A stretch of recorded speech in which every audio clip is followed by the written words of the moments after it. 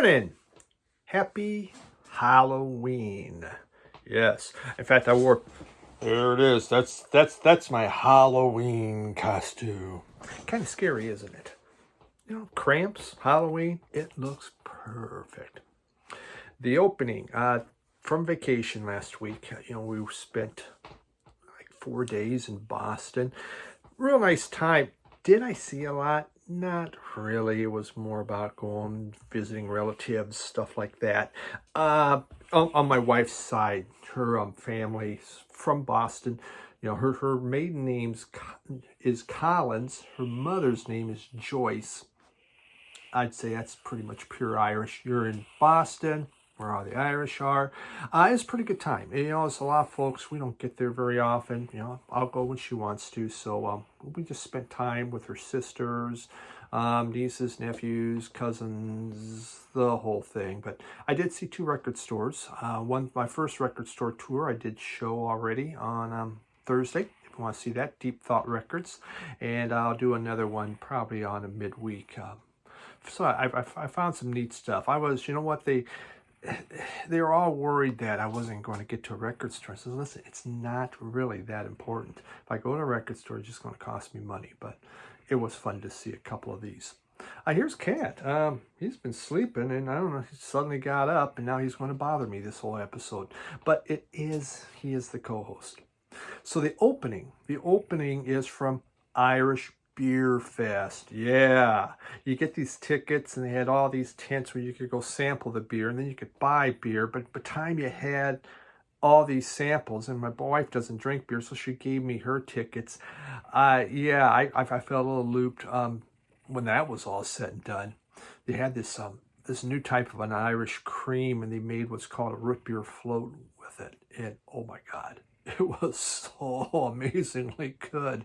And so amazingly strong. But so there you have a bunch of people dancing. You can see that. So to dance, you want to do the Irish dance, I guess in Boston, you either have to be 80 or 4. One of the 3, And I was like, well, I'm getting to that age where it will be me next. Why did you do that? I don't understand. I'm amazed. This guy didn't get up when I was up and moving. He did. I hadn't seen him. I thought, is he dead? Is Cat dead? Because usually he's by the door waiting to get out. But he's sleeping somewhere. I don't know. Okay, well, let's, it's Halloween. This might scare him. So I made a Halloween mask, a costume to wear, besides the t-shirt that's black and now full of cat hair, so I won't be able to wear it. So here it is. Are you ready? All right. It's going to be a little noisy when I put this on, but I hope you like my Halloween costume. All right.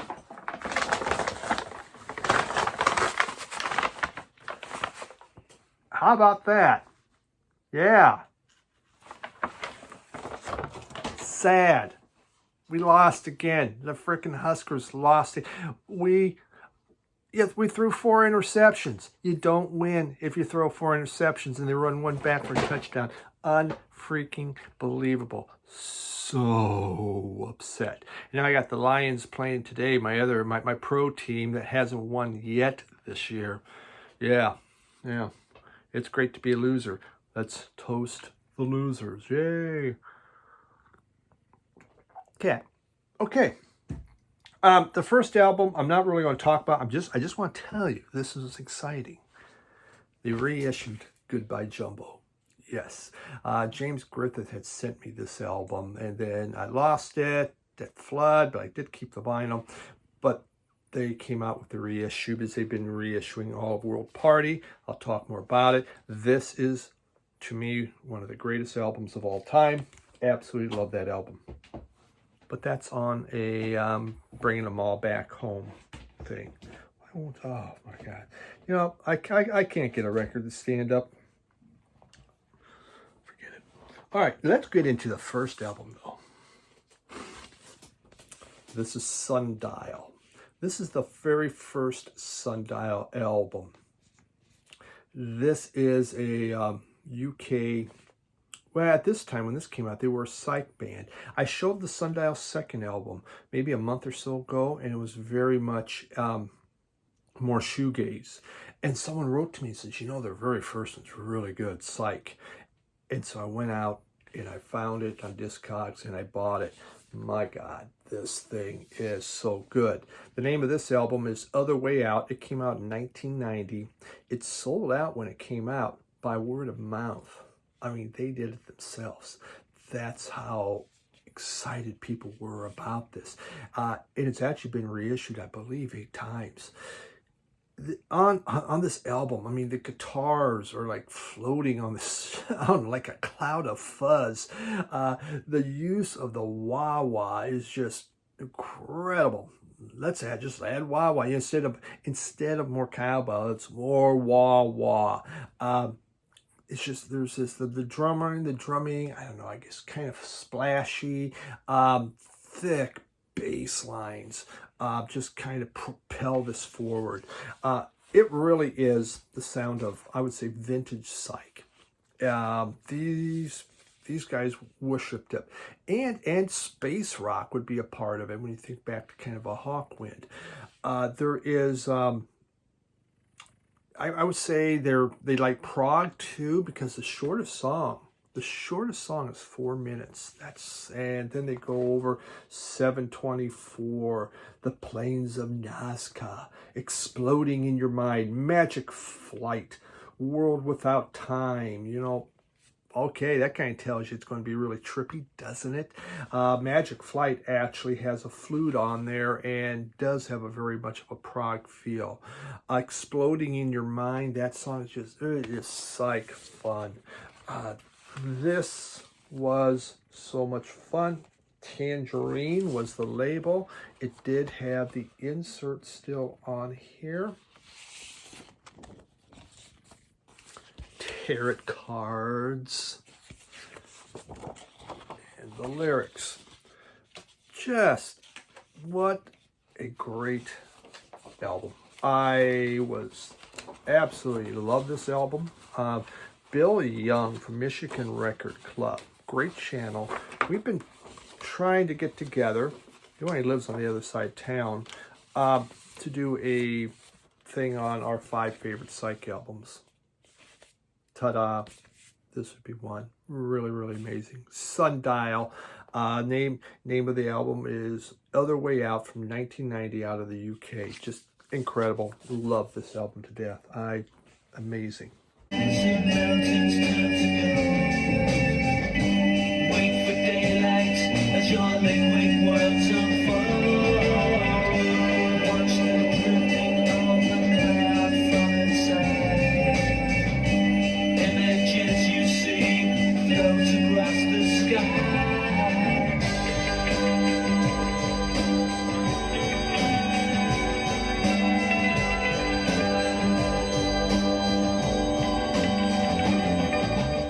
Then, cramps. All right, it's hard to get up when you got a cat on you. There we go. Actually, it's a twofer. I got a cramp twofer here. Ta-da, ta-da. Both of these are originals. Sundial's an original. We'll talk about this one off the bone first. Okay, now the cramps. 76 they formed. They broke up in 09 when Lux Interior died way too early. It is rockabilly with kind of varying tempos. And they have minimal drumming. It's there. Nick Knox drums. And they have a 2-guitar attack. They didn't even use a bass till around 1986. They really brought rockabilly back. Created kind of a psychobilly, and because they're sexual, I mean, they're sexual. Their lyrics can be very sexual. They can be retro horror, and extremely campy, lots of sexual innuendo, pretty funny. But it is really great stuff. They love Ricky Nelson. In fact, they do Lonesome Town on here. But they also link Ray, Screaming Lord Sutch, all that.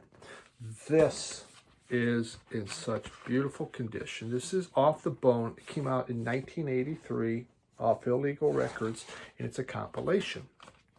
It's a compilation of their greatest hits, which, you know, they only had a few albums out.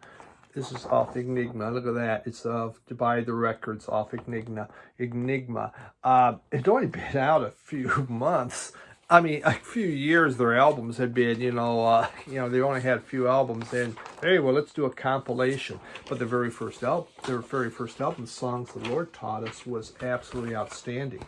What's really nice on this album here is this.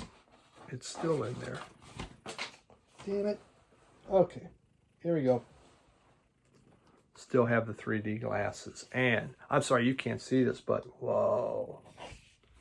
Whoa. It works great. That is one heck of a great 3D cover. It really is fantastic. So I got this at my local store, Radio Wasteland, which is a fun channel. You know what? You want to check out a channel of a record store. Radio Wasteland said he tries to have other content. That's the thing. It isn't just about, here's what we're selling in our shops. He goes into history of things. He has interviews, well worth checking out. But this was exciting. Then this came out, and so this is The Smell of Female, and that came out in 1990. It's a live album. This is a great live album. I mean, it is recorded really, really well. There's a lot of cramped live albums. Some are recorded well, some are not. This one, the production's great. They do some great covers of Psychotic Reaction.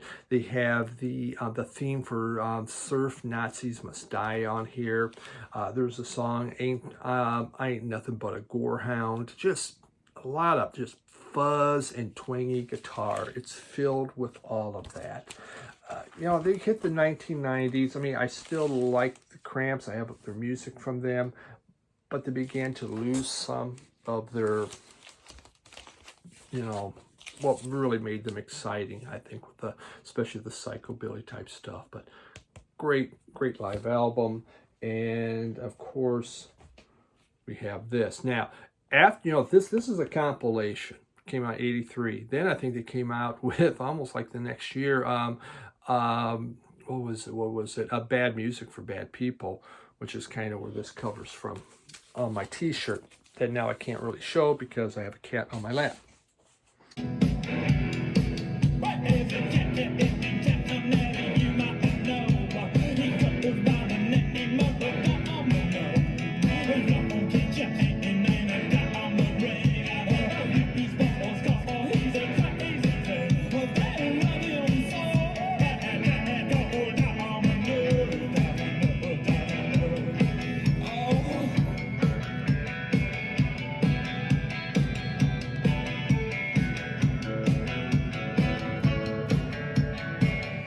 Okay, let's get into, everyone says, when will you show doom metal? I don't really have it, but Forefathers of Doom, does that count? This is the group Bang. This is a blind buy. I saw it on the wall. Why did I buy this? There's good reasons. Look at that dude. He's wearing a cape, and he's from Philadelphia. From Philly, and he's wearing a cape. UK, okay, I get it. We want to be knights and lords and that kind of crap. The guy's from Philly, and he's wearing a cape. What was the year? I think this came out in 1972. And then look at, can you see that? Those are great platform shoes. This guy has on some massive boots, but look at them platform shoes. Holy cow, that is something. If I was a teenager, I would really, really want them. Could never get, my parents wouldn't buy me platform shoes. I finally got some with a little bit of height to them, but couldn't get the good stuff. Okay, Bang. Out of Philadelphia. Formed in 70, broke up in 73. Actually reformed in 2014. They are heavy rock. That is their deal, heavy rock. They made 3 albums in their time. This is their second album. They were extremely, strongly influenced by Black Sabbath. Do you get that feel? Do you get the vibe? I mean, look at the mustache even. It looks like Richie does. I mean, Iommi, doesn't it? Wow. They have been said on Capitol. And then a nice little pie there, because this is called Mother, and the other side is called Bow to the King. Mother, Bow to the King is what it's called. Kind of weird. They have been considered to be some of the forerunners to doom metal. I have no idea what I'm buying when I buy this stuff. It is Mother, this Mother and Born to the King. It's their second album, came out in 1972. There is like high energy, shall we say, almost like proto metal on songs like Humble, and it's hard to read, what the heck, Faith, Idealist, Realist, that one is one that has it. Yeah, Hurt, Fall of, what is it, Feel the Hurt, that's their song, kind of a proto-metal type feel to them. Then you have proggier ambitions on songs like Born to the King. Sounds like a prog song, doesn't it? But then there's a song like, what was it? Keep On.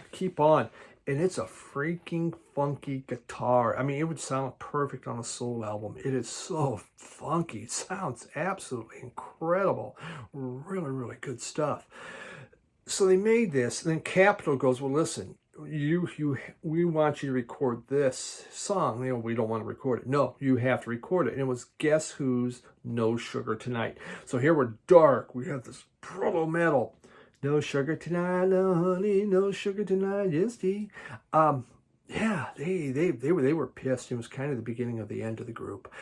They were not happy. Columbia was not happy with them.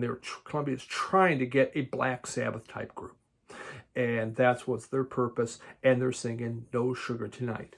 Have you heard Black Sabbath do No Sugar Tonight? I don't think they have. So Bang from 1972. Guy from Philly with a cape. If he walked around Philly, they wouldn't beat him up. I'm sure of it. I don't know, for those of you that watch that are from Philadelphia, tell me, do you wear capes or not down there? Maybe you do. I can't say I'm an expert on Philly. Bill, final verse, are you watching?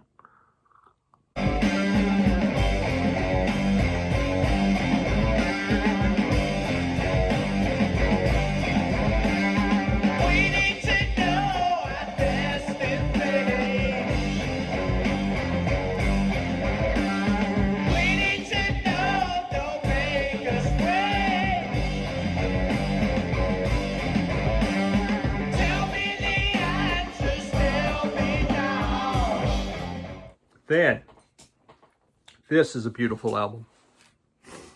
Curtis Mayfield. Curtis, born in Chicago in 42, passed in 99. The leader of the Impressions in the 60s. He is one of the pioneers of funk. No doubt about it. And he made music with hard-biting social commentary. You know, there's only so much laugh. I know he wants to go outside, so just calm. So that's what he made, and it definitely had hard-biting social commentary. Curtis, this album here came out in 1970. This is a bona fide classic. It is beautiful. It's incredible. It's amazing. It is, dare I say, the Sgt. Pepper of soul. This changed things. This got people thinking a whole different direction of souls, from the groups, from the four people singing. Here he comes out and he's doing stuff, and he's singing about issues, singing about problems in such a way. He made a topical musical statement with this. He uses orchestra in it in just a very nice way. In fact, he likes harp. He makes the harp funky. You listen to a song on Wild and Free, and he has it in there. And damn, I'm not sure if I like that. And it just sounds great. It had Move On Up, which is just move on up. I mean, it's just such a classic. And don't worry, if there is a hell below, we're all going to go. That's when it starts with brothers, sisters. Man, I cannot believe when this popped up again at my local store, Radio Wasteland. I got there when he did his new drop. There it is on Curtum Records. When he dropped this, and I was there and scooped this thing up so quick. Go. I mean, even the kind of just shows on social commentary, protest. This classic, one of those, you should have this album. I mean, I don't often say that. This is so good. One of my favorite albums. Love this thing. I had not had it, and there it was. So Curtis, his first album as a solo artist came out in 1970. Wonderful, wonderful.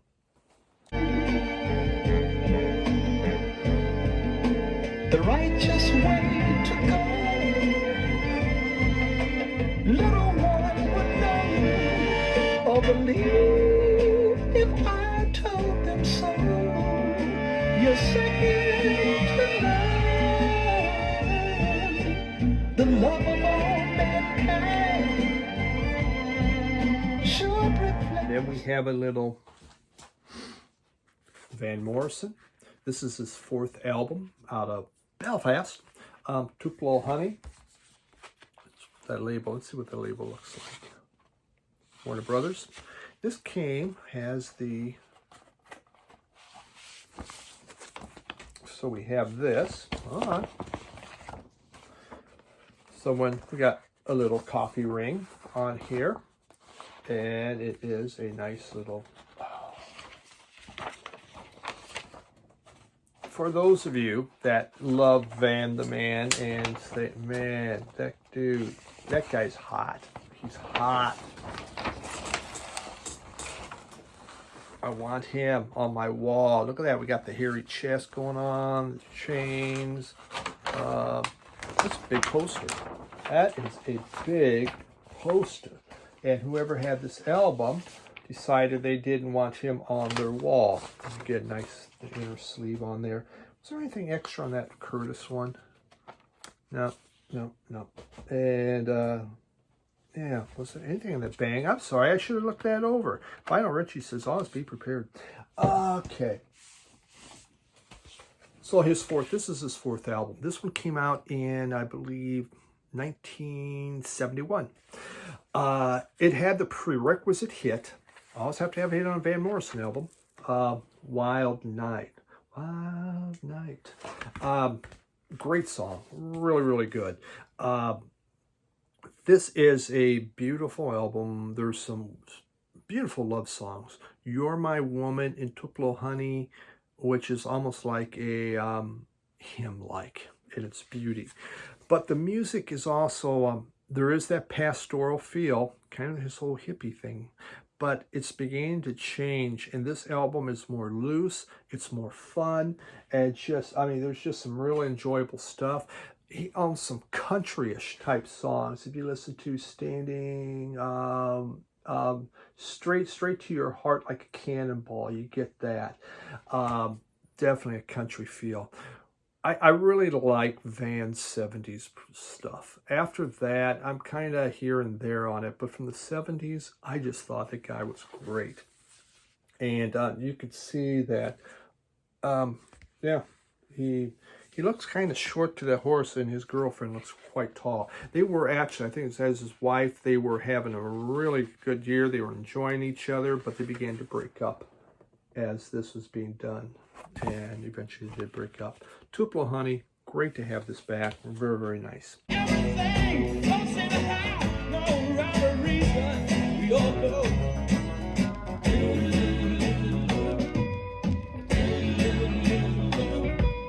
Wait for the sun to shine. Keep moving on, keep singing our song. Straight to the And the final one I just want to show quickly, Killer Bees, Attack of the Killer Bees.